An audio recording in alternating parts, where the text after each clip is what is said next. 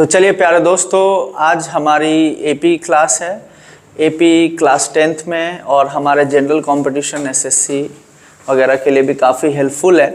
तो पूरी वीडियो ध्यान से देखें और हमारे चैनल को सब्सक्राइब कर लें। हमारे चैनल पे कंटिन्यूसली इस तरह की हेल्पफुल वीडियोज़ आती रहती हैं। तो आइए आज की क्लास हम लोग स्टार्ट करते हैं। तो सबसे पहले एपी को हम लोग एकदम आसान सी कहानी के तरीके से समझते हैं, ठीक है। तो आपके घर में सीढ़ी बनती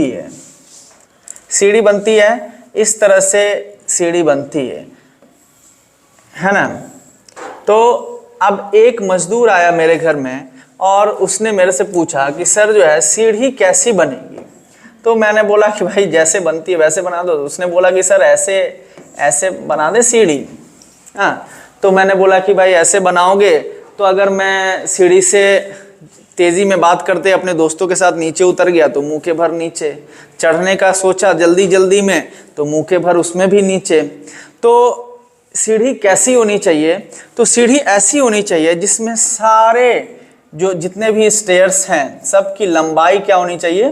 बराबर होनी चाहिए। सेम केस एपी में भी है कि आपके जितने भी सारे टर्म्स हैं सबकी जो इंटरवल है, डिफरेंस है, सारवंतर है, वो सबका बराबर होना चाहिए, ठीक है। तो एपी में होने की सबसे पहली शर्त क्या है कि सबका सारवंतर जो है वो बराबर होना चाहिए। सॉरी है, एक सेकंड।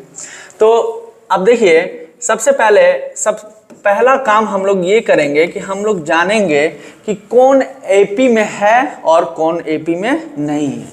मैंने कहा है कि सबका डिफरेंस बराबर होगा तो एपी में होगा, नहीं तो वो एपी में नहीं होगा, ठीक है। तो उसके लिए मैं कुछ संख्याएं लिख रहा हूं, आप बताएंगे कि एपी में है कि नहीं है। पहले हम लोग समझेंगे कि कैसे एपी में होता है। मैंने बोला अब डिफरेंस कैसे निकालते हैं, ठीक है।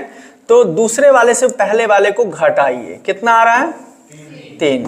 तीसरे वाले से दूसरे वाले को घटाइए, चौथे से तीसरे को, हाँ, पांचवे से चौथे को, सबका डिफरेंस कितना आ रहा है?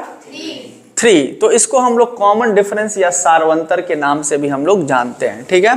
तो ये वाला टर्म अगर इस तरह का टर्म रहेगा तो वो एपी में होगा। मैं दूसरा लिख रहा हूं, बताएंगे एपी में है कि नहीं है। एपी में है? नहीं है। क्यों? क्योंकि देखिए दूसरे में से पहले को घटा रहे हैं तो कितना आ रहा है? इसमें से इसको घटा रहे हैं, इसमें से इसको घटा रहे हैं, इसमें से इसको घटा रहे हैं, इसमें से इसको घटा रहे हैं।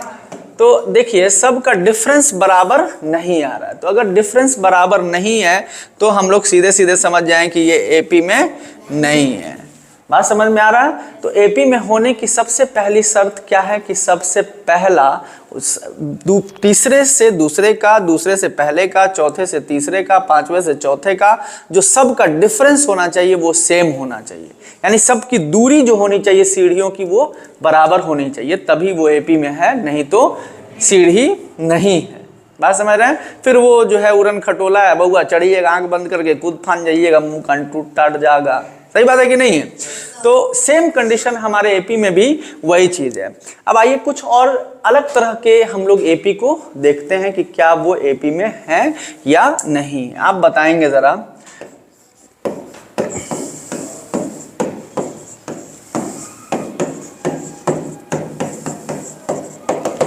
एपी में है।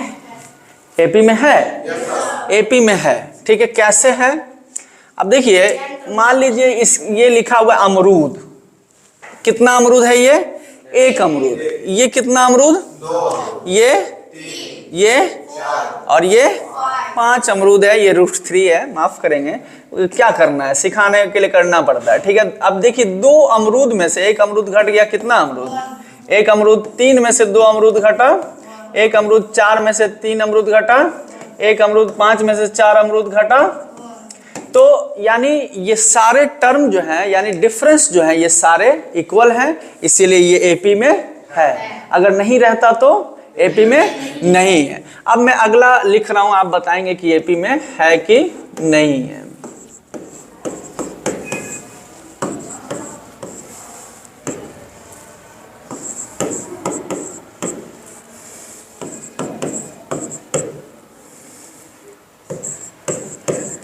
एपी में है या नहीं है? एपी में है। कैसे है? तो अब देखिए ये कितना लिखा हुआ है, √10। अब देखिए अब ये कितना लिखा हुआ है, तो इसके लिए हम लोग क्या करना पड़ता है, ये 2 इंटू जो रूट के बाहर है उसको 2 बार मल्टीप्लाई कीजिए, जो रूट के अंदर है उसको 1 बार। 2 दूना 4, 4 पंचे तो 20, ये 20 है यानी 10 के बाद 20, ये 30 है। 2 को 2 बार मल्टीप्लाई कर लीजिए, जो रूट के बाहर है उसको 2 बार कीजिए, जो रूट के अंदर है उसको 1 बार। 2 दूना 4, 4 दाई 40, √40 यानी इसका वैल्यू है √40। इसका वैल्यू 5 पचे 25, 25 दूनी 50, ठीक है। तो ये इसका वैल्यू 50 है, इसका वैल्यू 60 है। देखिए 10, 20, 30, 40, 50, 60 और सब का डिफरेंस कितना होगा, √10। तो इसका मतलब ये भी एपी में है, ठीक है। तो हमें ध्यान देना है कि एपी में होने के लिए सबसे पहली और सबसे जरूरी शर्त, और आप पहला कहिए या आखिरी कहिए, तो सबसे पहली या आखिरी शर्त यही है कि सब का डिफरेंस यानी सारवंतर एक बराबर होना चाहिए, तभी एपी में होगा, नहीं तो एपी में नहीं होगा। ये बात एकदम साफ हो गई, क्लियर हो गई सबको, ठीक है। तो अब देखिए अब अगला चीज है कि एपी के पदों को हम लोग क्या कहते हैं, एपी के टर्म्स को हम लोग क्या कहते हैं, ठीक है। तो आज की हम लोग एपी क्लास को जो है हम लोग 3 पार्ट्स में बांट के चलेंगे। आज हम लोग पहली क्लास एपी के बेसिक्स सीखेंगे, फिर दूसरे अगले में हम लोग फॉर्मूला बेस्ड करेंगे, फिर तीसरे में दूसरे फॉर्मूला को हम लोग यूज करेंगे। तो आज हम लोग बेसिक टर्म्स को हम लोग एपी के करने वाले हैं, ठीक है। तो एपी का जैसे ये एपी है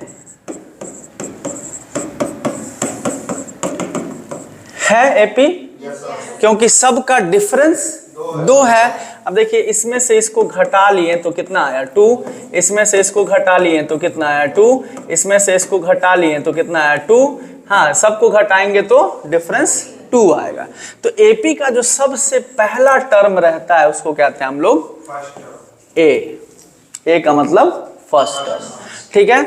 और जो घटा के आप ला रहे हैं ना उसको हम लोग कहते हैं डी, ए को हम लोग कहते हैं फर्स्ट टर्म, ठीक है। यानी इसको हिंदी में अगर हम लोग कहें तो प्रथम पद। देखिए ये आपके क्लास 10 में चैप्टर नंबर 5 में है एनसीईआरटी की बुक में, और जनरल कंपटीशन एसएससी वगैरह के लिए बहुत इंपॉर्टेंट है एपी। आप लोग एकदम ध्यान से करें, और जिंदगी में तो भाई आप तो समझ ही रहो कि पढ़ना कितना जरूरी है, हर चीज जरूरी है, हर चीज सीखनी ही है, ठीक है।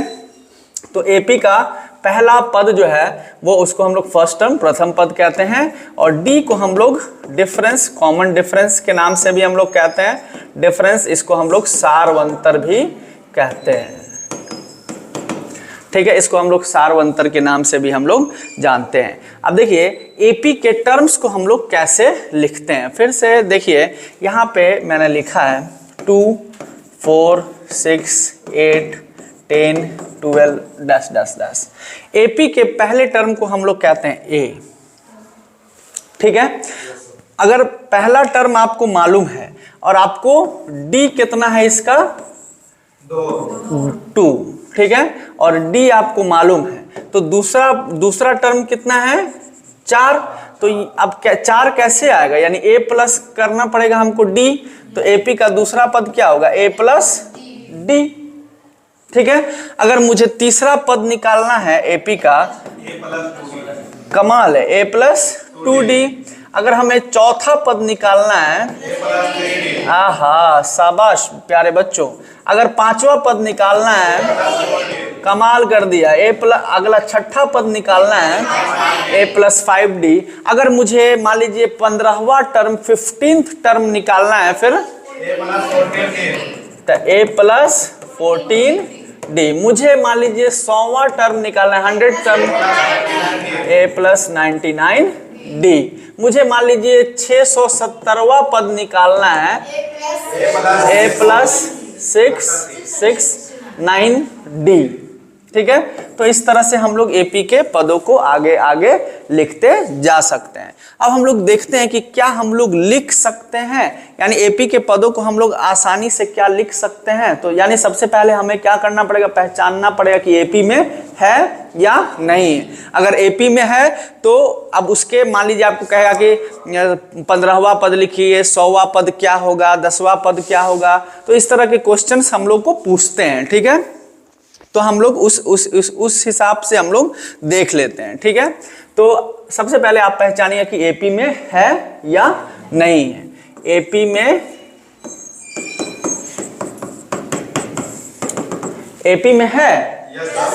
एपी में है क्योंकि सबका सार्वंतर कितना है, 3 है। यानी 9 में से 6 गया 3, 12 में से 9 गया 3, 15 में से 12 गया 3, 18 में से 15 गया 3। तो यानी ये एपी में है। अगर एपी में है तो इसका प्रथम पद क्या हुआ, फर्स्ट टर्म 6 हुआ, और इसका डी कितना है 3। और मुझे कहता है कि इस एपी का 25वां पद निकालिए। क्या कह रहा है निकालने के लिए, 25th टर्म कह रहा है कि निकालिए। तो 25th टर्म क्या होगा, a प्लस, यानी a लेना है आपको। अब 25 कह रहा है ना, तो 25 से एक पहले वाला लिख दीजिए 24 और लिख दीजिए d। सही है कि नहीं। अब देखिए a कितना है प्लस 24 और d कितना है 3। अभी दोनों में गुना कर दीजिए, 24 तिया 72, अब प्लस कितना कर दीजिए 6, कितना हो गया आंसर 78। यानी एपी का 25वां टर्म कितना होगा, 78 होगा, ठीक है। अब बताइए कि फिर अगला सवाल मुझे बताएंगे,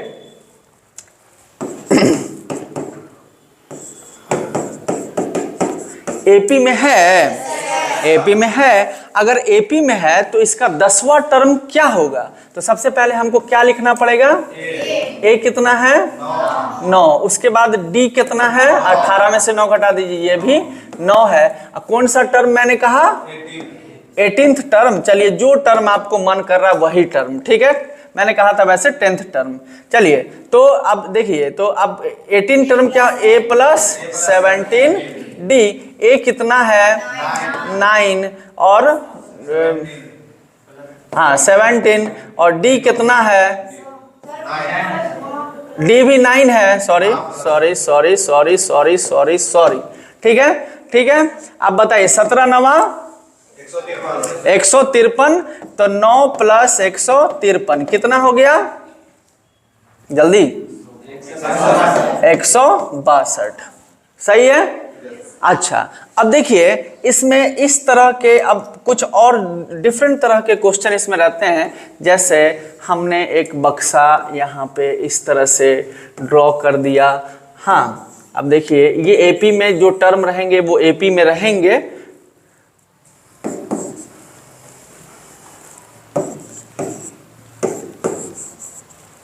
अब कह रहा है कि ये बक्सा में जो मिसिंग टर्म्स हैं उसको फाइंड आउट कीजिए। ये इस बॉक्स में जो मिसिंग टर्म है उसको फाइंड आउट कीजिए, एपी में है। तो अब देखिए ये कौन सा टर्म है, तो ये फर्स्ट है, ये सेकंड टर्म है, ये थर्ड टर्म है, ये फोर्थ टर्म है, फिफ्थ टर्म है, ये सिक्स्थ टर्म है, ठीक है। तो अब ये सिक्स टर्म है, तो सेकंड टर्म को क्या कहते हैं, ए प्लस डी कितना है बाबू 12। अब वो कौन सा टर्म है, फिफ्थ टर्म। फिफ्थ टर्म को क्या लिखेंगे, ए प्लस 4डी कितना है, ए प्लस 4डी 13। ऐसे इक्वेशन 1 इक्वेशन 2 कर लीजिए, दोनों प्लस है। तो हमको सिर्फ देखना है बीच वाले को, बीच वाला ये प्लस है, कुछ नहीं है छुपा हुआ है प्लस, तो यहाँ माइनस करिए, ये प्लस है ये माइनस करिए, ये प्लस है इसको भी माइनस कर लिए। बीच वाला साइन भूल जाइए, नीचे वाले साइन से मतलब रखिए और ऊपर वाले से, ये प्लस और ये माइनस कट गया, ये प्लस और ये माइनस, तो यानी घटेगा। तो 4 में से 1 घट गया तो -3d, क्योंकि इसका साइन जो है माइनस है, ये साइन तो है नहीं, ये साइन माइनस है, माइनस बड़ा है तो इसीलिए माइनस का साइन देंगे। हाँ और ये 30 में से 12 गया 18, माइनस में 18 लिखना होगा क्योंकि ये 30 जो है ये बड़ा अंक है, ये प्लस छोटा है इसलिए माइनस का साइन, माइनस माइनस कैंसिल। तो 3d बराबर 18, तो d बराबर क्या हो जाएगा 18/3, 6 जा 18, तो डी बराबर कितना हो गया 6, सॉरी डी बराबर 6, यहीं पे भी ऐसे कर सकते थे। तो अब डी हमारा कितना हो गया 6 हो गया, ठीक है। अब देखिए डी निकल गया हमारा 6, हमको क्या निकालना है फर्स्ट टर्म।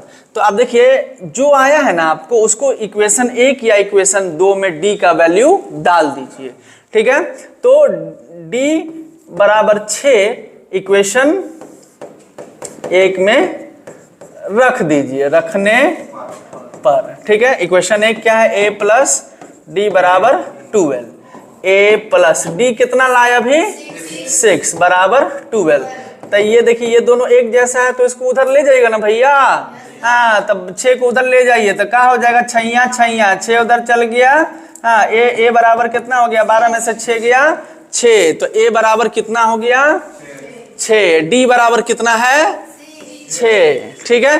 तो अब देखिए कौन टर्म निकालना है आपको, थर्ड टर्म। थर्ड टर्म को क्या कहते हैं, a प्लस, तो a कितना है 6 प्लस 2 इंटू डी कितना है 6, तो 6 प्लस 6 दूनी 12, 12 6 18, ये कितना हो गया 18। अब चौथा टर्म जो है, चौथा टर्म को a प्लस 3d, a कितना है 6 और 3d कितना है 6, 6 3 18, 18 6 24, यानी ये वाला टर्म कितना हो गया 24। उसके बाद छठा टर्म को क्या कहेंगे, a प्लस 5d, तो a कितना है 6, 5 इंटू डी 6, 6 5 30, 30 6 36, यानी यहाँ क्या भर देंगे, कमाल है बच्चा लोग, कमाल कर दिए तुम लोग, धोती को 100 बार फाड़े 100 बार रुमाल कर दिए, कमाल है, ठीक है। एकदम समझ में आ रहा है कि नहीं, एकदम हाँ हुआ है लगा। चलिए तो अब देखिए एक तो दूसरा बक्सा हम लोग फिर से करके देख लेते हैं कि समझ में आया कि नहीं आया, नहीं आया तो दिक्कत ना हो जाएगा भैया, हाँ। तो चलिए अगले क्वेश्चन में चलते हैं और फिर से हम लोग इसी तरह का बॉक्स डिजाइन कर लेते हैं। बहुत अच्छा डिजाइन लग रहा है कि नहीं आप लोगों को, ठीक है। अब मान लेते हैं ये है 5, अब बाकी सब खाली है, सब हम लोग को करना है। तो अब देखिए ए कितना है, जो दिया है ना उसको एकदम चुपचाप लिख लिया कीजिए, ज्यादा उसमें कुछ सोचने की जरूरत नहीं, जो दे पहले उसको लिखिए। कोई भी सवाल बनाइए, एपी बनाइए, चाहे जो बनाइए आप, ठीक है। ये कौन वाला पद है, थर्ड, तो थर्ड टर्म को a प्लस 2d बराबर 15। अब d है, ये नहीं है, ये देखिए a है, ये प्लस है, इसका उल्टा ये प्लस है, इसका ये प्लस है, इसका ये कट गया दोनों और नीचे उतर गया माइनस 2d। ये देखिए ये प्लस और ये माइनस, तो 15 में से 5 घट गया माइनस 10, माइनस माइनस, तो 2d बराबर 10, तो d बराबर 10/2, 2 5 जा 10। यहाँ पे भी डायरेक्ट भी ऐसे कर सकते हैं, लेकिन आप लोग को तो थोड़ा बताने के लिए करना पड़ता है ना भैया। तो d कितना आ गया, a आपको मिला हुआ है a बराबर 5, d बराबर कितना आ गया, तो सेकेंड टर्म निकालने का क्या होता है फॉर्मूला, a प्लस d।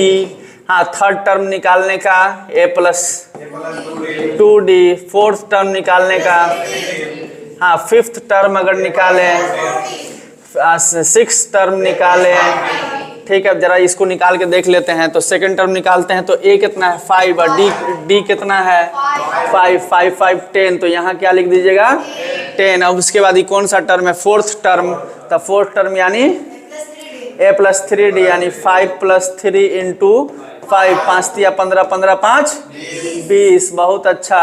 हाँ फिर ये उसके अगला टर्म तो a प्लस 4d, तो a है 4 इंटू डी है 5, 4 5 जा 20, 20 प्लस 5 इज इक्वल टू 25। उसके बाद अगला टर्म तो a है कितना 5, 5 इंटू डी कितना है 5, 5 5 जा 25, 25 प्लस 5 30। इस तरह से हम लोग एपी के ये फर्स्ट चैप्टर के सारे सवालों को कर सकते हैं। एक और तरह के सवाल को जरा, ये लास्ट सवाल है इस पैटर्न में हम लोग कर सकते हैं, कर रहे हैं इसको, आइए देखते हैं।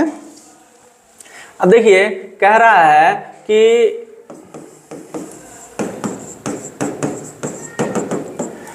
कि एपी में है, है, ठीक है, क्योंकि सबका डिफरेंस कितना है 10 है, बहुत अच्छा। तो कह रहा है एपी में है तो आगे के 3 टर्म लिखिए, अगर एपी में है तो आगे के 3 और टर्म लिखिए। तो ए कितना है और डी कितना है 10। डी का मतलब सार्वंतर कॉमन डिफरेंस, तो डी भी हमारा 10 है। ठीक है, अब देखिए एक ये first term, second term, third term, fifth term निकालना है ना। एपी में है तो फिफ्थ टर्म, तो फिफ्थ टर्म को क्या कहेंगे a प्लस 4d। हम लोग को तीन आगे के तीन टर्म निकालना, यानी अब सिक्स टर्म का भी लिख लेते हैं हम लोग। फिफ्थ टर्म सिक्स टर्म का a plus 5d, seventh term का a प्लस 6d। अब देखिए इसके बस वैल्यू को हम लोग लिखते चले जाए। a कितना है 10 प्लस 4 इंटू डी कितना है, तो 10 4 जा 40, 40 प्लस 10 50, यानी अगला term 50। a plus 5d, a कितना है 10 प्लस 5 इंटू डी कितना है 10, तो 10 5 जा 50, 50 10 60। हाँ, फिर यहाँ भी लिखते चलिए a प्लस 6d, a कितना है 10 6 इंटू डी कितना है 10, 10 छके 60, 60 10 70। चलिए बिहारी नहीं, चलिए अरे हम लोग बिहारी हैं, कमाले ना कर देते हैं बउआ। नहीं बुझ रहा है पब्लिक है। तो देखिए पूरा एपी होपफुली सबका क्लियर हुआ होगा, सारे बच्चों को समझ में आया होगा। कोई अगर डाउट है तो इसको बताइए, कोई प्रॉब्लम है आप लोगों को किसी को, तो उम्मीद करता हूं मेरे प्यारे दोस्तों कि आप लोगों को भी एपी में कोई भी प्रॉब्लम इस चैप्टर में नहीं होगी। आप क्लास 10 का अगर 5.1 बना रहे हैं तो आप ये मेरी वीडियो ज़रूर देखिए, आपकी ये बहुत ही हेल्पफुल वीडियो है। 5.1 के सारे सवाल इसी कॉन्सेप्ट पे बनेंगे। और अगर आप किसी जनरल कॉम्पिटिशन के एग्ज़ाम के लिए प्रिपरेशन कर रहे हैं तो ये वीडियो आपके लिए बहुत ही हेल्पफुल है। तो अगर आपने अभी तक हमारे चैनल को सब्सक्राइब नहीं किया